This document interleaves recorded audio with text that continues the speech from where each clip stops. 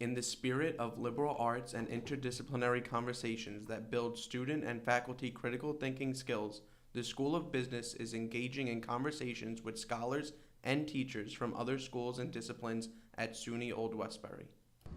Welcome to Intersections. We are in conversation with Professor Andrew Hashey from the School of Education at Old Westbury. Thank you, Andrew, for making the time to speak with us and our audience. We truly appreciate it. Glad to be here. To start us off, Andrew, tell us a little bit about your educational journey. So, after graduating from UMass Amherst with my bachelor's degree, I proceeded to work in 2 different schools over the course of 10 years, working at elementary, middle, and high school level, primarily working with students with emotional and behavioral disorders, as well as a wide range of other abilities and disabilities. Subsequent to that, and a little bit during that as well, I pursued a master's in literacy studies at Buffalo State College. After that, I enrolled in a PhD program in special education, where I pursued my doctorate, and here I am at Old Westbury. At Buffalo as well, your PhD? At the University of Buffalo for my PhD, yeah. Wonderful. And how long have you been here at OW? This is my 3rd year. Third full year. You have taught, you said at your undergraduate degree, you taught at grade level? So after receiving my undergraduate in psychology, I quickly got my teaching certification and began teaching in Brooklyn schools and then out in Western New York for about 6 years after that. Wonderful. So you taught different levels. At OW, Correct. Which courses have you taught so far? A wide range of courses in the School of Education, all in the Exceptional Education Department. Primarily, these are methods courses that prepare future teachers, future special education teachers primarily, but also general education teachers, teaching them instructional techniques, management techniques that support the full range of learners that are in today's classrooms. So your interest both in classroom and in your scholarship, from what I recall, is in the area of special education. So what are Correct. the big themes in your research agenda? So my research agenda it lies at the intersection of writing instruction, educational and instructional technologies, the universal design for learning, as well as self-regulation. So those 4 main areas appear and reappear in my scholarly work. And today I've requested Andrew to speak to the universal design for learning. Can you tell us a little bit more about it? Also, when I started to chat with you and research, I came across a variety of terms. So we'll talk more about that: neurodiversity, neurotypicality, Sure. and so on. Tell us a little bit about the universal design for learning. So before I get into universal design for learning, let me back up and explain that universal design for learning, also called, commonly termed UDL for its acronym, UDL was born out of the principles of universal design. So universal design are principles established somewhere around the 1970s by an architect named Ron Mace. And he established these principles that allowed for the design of highly accessible public spaces and buildings. Okay, so when we think about accessibility for the full range of users of, say, a public building, much of these principles, like the idea of having access to buildings, are now codified in law. But prior to that, these principles served as a blueprint to help architects and designers create spaces that everyone could use. So an example of that would be when you're walking on a curb, and usually it happens around crosswalks, but also in driveways. There's a curb, what's called a curb cut. So it's a dip in the curve where it slowly, gradually meets the surface of the road. So those curb cuts are an example of a universal design feature. So who does that benefit? Certainly we can go immediately to someone with a disability, someone with a physical impairment who uses a wheelchair, for example, or a walker, or who has mobility impairments. That curb cut helps them, certainly, provides access for them to transition from the sidewalk to the road surface. But if we expand beyond the population of people who have difficulty with mobility and think about a mother with a stroller, a traveler with a suitcase, a biker, these are all people for whom the curb cut was not expressly designed. In fact, it wasn't designed for anyone. It was to provide access, to make that transition for a full variety of users. So when these architects and designers began implementing these design principles into the design of public spaces and building design, they found that not only did it benefit individuals with disabilities, physical disabilities, but a wider range of users. These principles were then adopted, and transformed into principles that can guide the creation of accessible instructional environments and accessible learning opportunities. That happened around the 1980s. David Rose was the early leader in this field of universal design for learning, first working with individuals with disabilities, and as the research and practice implementation of these principles grew and extended over years, they found that designing learning experiences that allowed access, that were designed to promote access, were not only beneficial to individuals with disabilities, but beneficial to quite a lot of other students as well. So this framework of universal design for learning has now quite a great reach and footprint on on teaching and learning in the U.S., but across the globe as well. And that spans K-12 schools all the way up through and beyond secondary and post-secondary education. That is very helpful because, and that's so well put in plain English, even I can understand it. That's the foundation. And that's, as a son of a mother who uses a wheelchair, I can identify with what you're saying and how it has transformed her life. Those simple access enhancements and innovations. So now taking it into your classroom settings and your teaching and learning endeavors, what could be some of the examples of a curb cut, if you will, in instruction? Sure. So let me give you one more building design example, and then I'll explain a little bit more in detail about the three principles that are which undergird the universal design for learning. So you have a picture of a student outside a schoolhouse in a wheelchair. It has just snowed. There's snow all over quite a substantial number of steps. And you have some sort of janitor, custodial person shoveling off the stairs. There's a whole group of more able-bodied students waiting to enter the school building.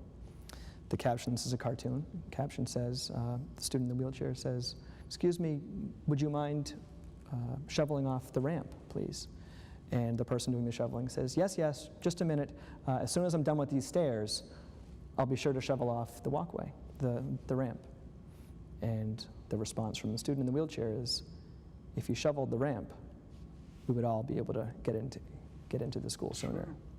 So thinking about the diversity of students, the diversity of learners, as you're designing educational experiences, helps sort of set this implementation of UDL into motion. So there's three principles that are associated with the universal design for learning. One is that we want to provide multiple representations of content that we're trying to deliver to our learners, okay? I'll list them and then I'll go into a little more detail. The second one is providing the learners with multiple opportunities to convey what they know or what they've learned, what they can do to the teacher or to the instructor. And the third is, when we're designing those learning environments, thinking about the offering of many options by which we can engage students in the pursuit of learning. So to summarize, see if I got this right, the three principles. One, ability to provide content to the student, multiplicity of ways, so delivery of content, providing the ability for the student to provide feedback to the instructor in Correct. multiplicity of ways. And the third one was providing multiple opportunities for the learner to engage in that learning experience. This framework, unlike universal design for learning, has built on on previous decades of neuroscience research. So they've keyed in on three main networks, regions of the brain that learners draw on as they engage in learning. One is the affective network, so the network that's associated with emotion, with motivation. So this is tied to the engagement principle. So the affective network is of importance when we're thinking about designing learning. The second network that ties to the first principle, providing multiple means of representation, that second network is the recognition network. So that's how we process information, how we take in information from our environment, how we make sense of information that we are taking in. The third network that's tied to those principles is the strategic network. So when we think about designing, think about engaging in a learning activity, we draw on this strategic network to engage in those higher order processes that make sense of, that direct our actions within the learning process, okay? So when we keep these three principles in mind, there are four main areas that we can think about as teachers or as learners in terms of how we might change or alter the learning environment according to universal design for learning. So we could change the goals, we could provide, not change the goals, but we can think about in what ways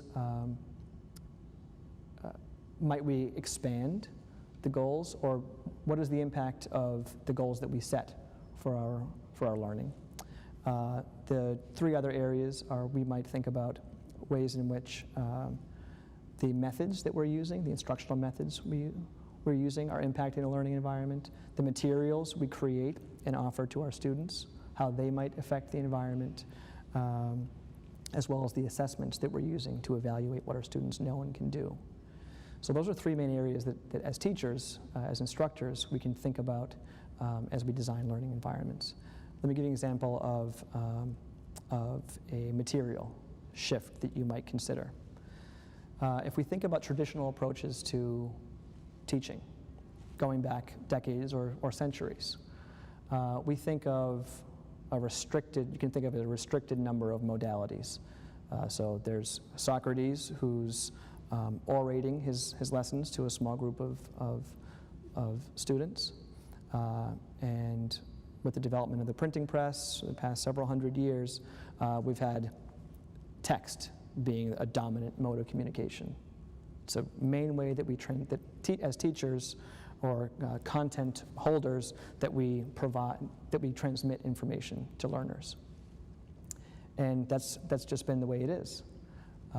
And no one questioned that too often. But if we think about the students in our classes, the people that you learn alongside with, friends, family, we know that not everyone learns best by reading something. For some people, it's a wonderful way of acquiring information.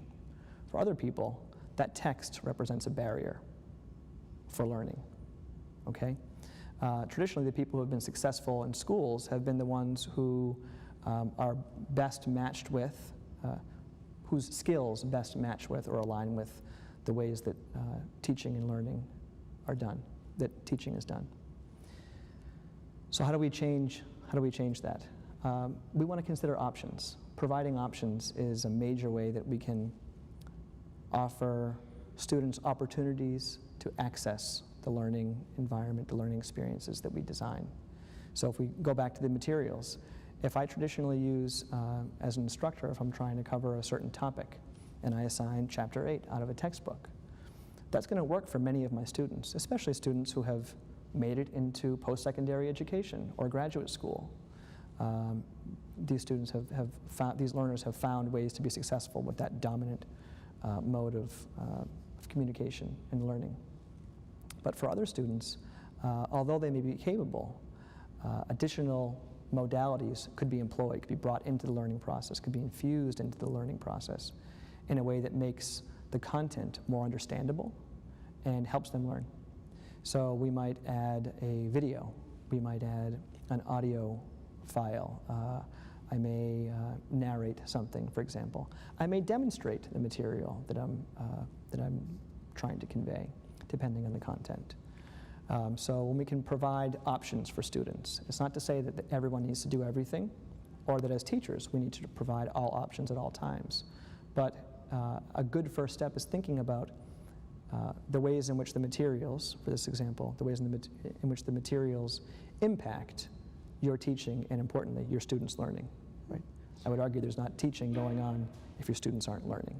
Right. And for instance, this recording is going to help present material in different ways. I'm learning so much from just listening to you. I would not have the time or perhaps the wherewithal or the tools to textually understand much of what you're talking about. I mean, it takes years of training to get there. Up to this point, you have spoken to the idea of responsibilities of a teacher. In a classroom setting, in a collaborative learning environment, the student is responsible for their own learning too. Indeed. So a student who is in an environment, either themselves, a part of the neurodiversity group, or perhaps in the company of others, that might be. What are my responsibilities then as a student? Sure. Well, I think given the fact that we are teaching and learning in technology-rich environments, classroom could be technology infused or not, but our society is inarguably infused with technology. We have powerful tools at our disposal as learners.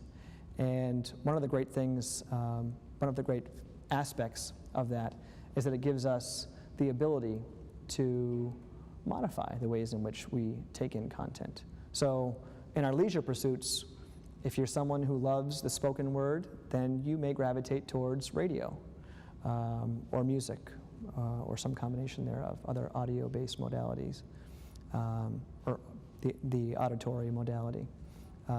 If by contrast, you're someone who struggles with comprehending written material, text, then you may find yourself in a position where you're consuming a lot of video. It was a combination of oral and visual information.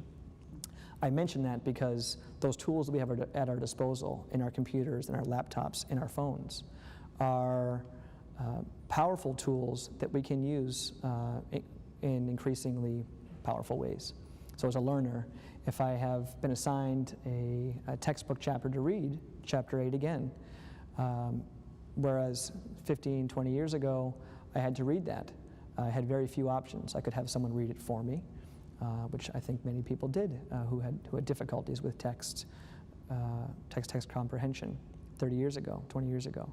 Today, I can use a number of apps, a number of free or low-cost software technologies that can render a written word, a printed page, a PDF file, into a spoken document, into a spoken document. So to some extent, I'm hoping that the audience that's listening in, both the teachers and the students, would have a conversation regarding neurodiversity and the implications of that in the classroom throughout the semester. Perhaps the students could take the initiative too and speak to the instructors and alert them to the special needs that they might have. And as you mentioned earlier, the ramp can be used by everyone anyway. Correct. So it works out very well. Correct. I want to make a transition here for my audience that could be largely in the School of Business. And so in our classrooms, we are training students that are the workforce of tomorrow. Correct. And I'll mention some of the research I saw, but what are the implications in the workplace? So if you're a marketing student, for instance, you're right now thinking about multiplicity of delivery of marketing communications. After all, our customers and the segments out there, our target audience has different modalities, to borrow Professor Hashey's term here, of accessing information. How aware are we of that? Are we building those curb cuts, those ramps, so that all our marketplace, all our consumers, all our customers are able to access our material? The marketing example is interesting. I think that the field of marketing is perhaps, I would argue, ahead of the curve. So I think being aware of how we lead, how we communicate in all aspects of society, businesses included, can be improved when we think about the diversity of learners, the diversity of our cognition throughout and across the human experience. As we draw to the end of our conversation, I truly thank you for making the time to speak with us, with our audience. Happy to. We are talking to teachers here who are committed to their craft, who are above all committed to our mission at Old Westbury, at the School of Business, and even beyond that, committed to our students. So this is very helpful. You've spoken to students, and you have pointed out how students could get the most out of their educational experience by first recognizing the various curb cuts that they might need, that are available, and at times pointing out that those ramps have to be cleared. Absolutely. For access. And if I can add that on our campus, we have an Office of Students, Services for Students with Disabilities, a wonderful office that is available for any student on campus to consult with if they're experiencing difficulties in class. It needs no prescription, it needs nothing else than a walk in the door to have a conversation about what are the successes, but importantly, if there are any barriers to your success as a learner on campus, are there options for me to request something different or to work with my professors in a way that can help me show what I know and show what I can do. So I think that's a critical service, and one that it's a wealth of information and offerings. Absolutely. The mission of School of Business clearly underscores the importance of making good decisions, that not just good but right decisions. Notice I'm not talking about the bottom line here. I'm talking about the ethical responsibility of our managers, of students that are trained at Old Westbury to make the right choices, the right decisions, and the right thing to do, not just for the bottom line, which of course could get positive return on investment here, according to the Harvard Business Review, but more importantly, to be aware of the diversity and to be respectful of the diverse needs, as Professor Hashey mentioned, not only to provide access, but go beyond and actually provide support to our colleagues in our workplace, to our customers in our marketplace. And I think each one of those aspects was stressed today. And each one of those aspects was enriched by the conversation and from hearing what you had to say, Professor Hashey. So thank you for doing that. I enjoyed it immensely. Thank you for having me. I appreciate the interdisciplinary pursuits here. There is not much that I can offer you in terms of compensation for your time, but I would like to give you the small token of our appreciation, and it says, I'll read it for the camera, for your generous commitment of time, support, and inspiration to the students of the School of Business at SUNY Old Westbury. I very much appreciate that. Thank you and so that much. is a wonderful token. I appreciate it and hope to continue the conversation.